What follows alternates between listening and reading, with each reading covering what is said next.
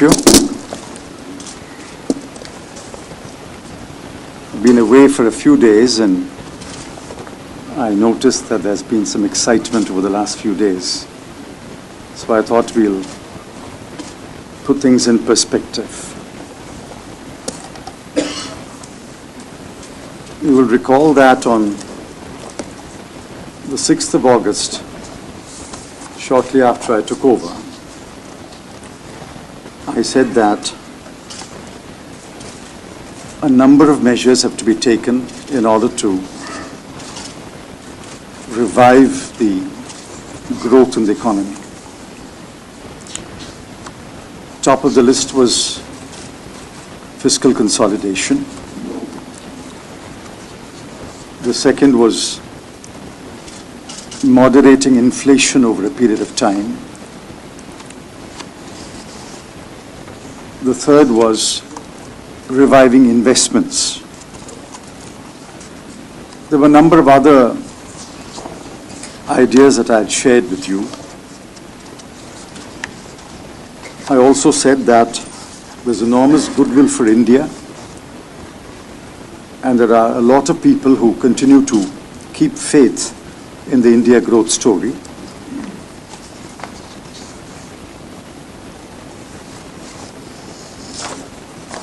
Now, after about 9 months, there is acknowledgement that the steps that we have taken have delivered the desired outcomes in each one of these heads, especially on fiscal consolidation and moderating inflation. I would draw your attention to Fitch's statement yesterday,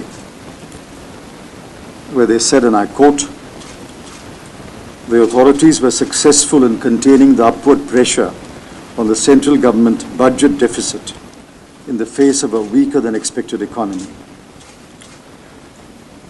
Fitch expects the government to broadly meet its FY 2013-14 budget deficit target of 4.8% of GDP and to gradually reduce the high level of public debt over the medium term.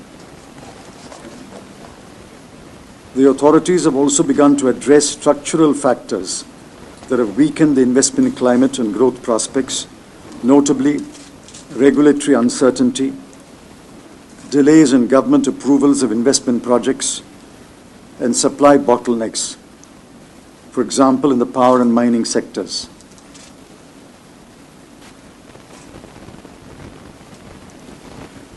The establishment of a cabinet committee on investment should help to fast-track infrastructure-related projects, and government has made it easier for foreign direct investment to access a range of industries.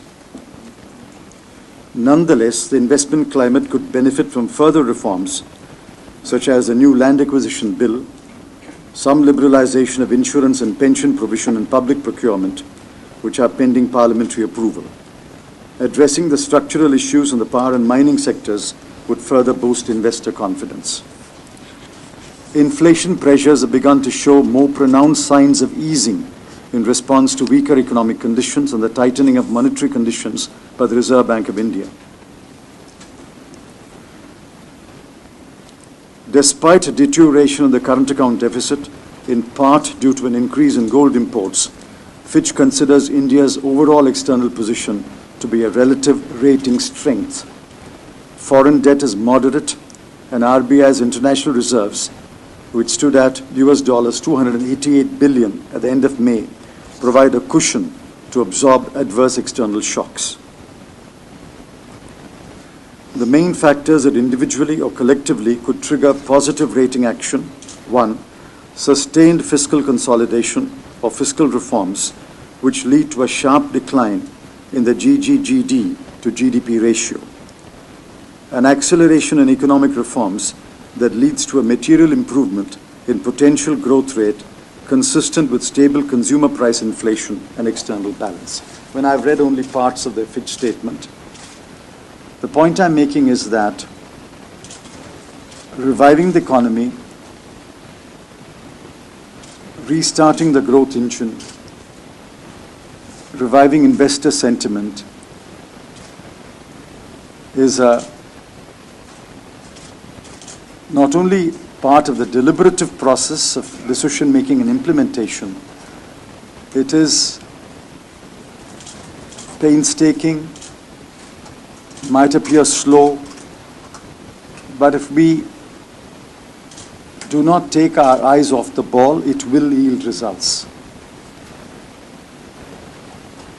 And the steps that we have taken in the last 9 months have yielded results, which is why the world continues to repose faith in India. It's not a ODI match.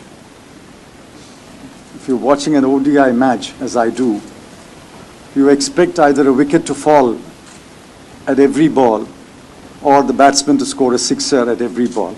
But that's not the way economic reforms can take place. So while I envy the instant experts who can make instant pronouncements, my appeal to everyone is we have to take a long-term view of what's happening in India and what will be the results that we will achieve over a period of time. I think significant results have been achieved in the last 9 months, and I'm looking forward to more reforms to implement the broad policy statement that I made on the 6th of August and to achieve the desired outcomes.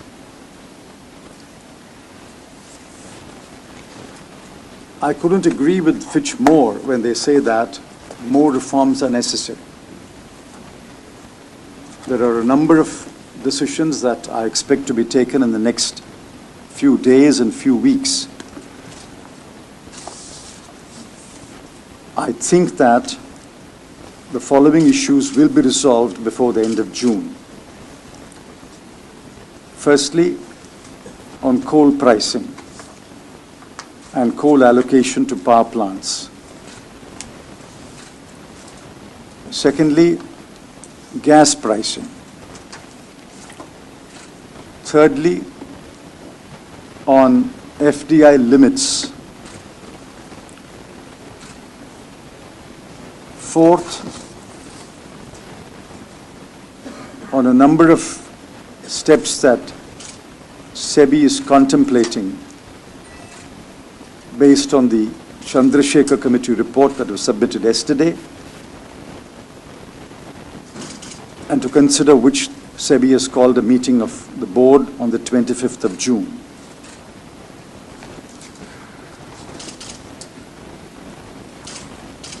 On skill development,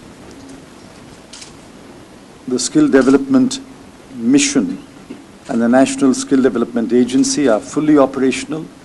The Prime Minister constituted yesterday a Cabinet Committee on Skill Development, and we hope that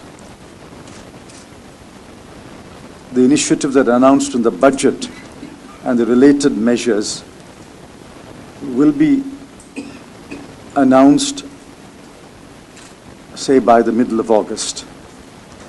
So we would still have about 7 months to achieve the targets that we have set for the current year.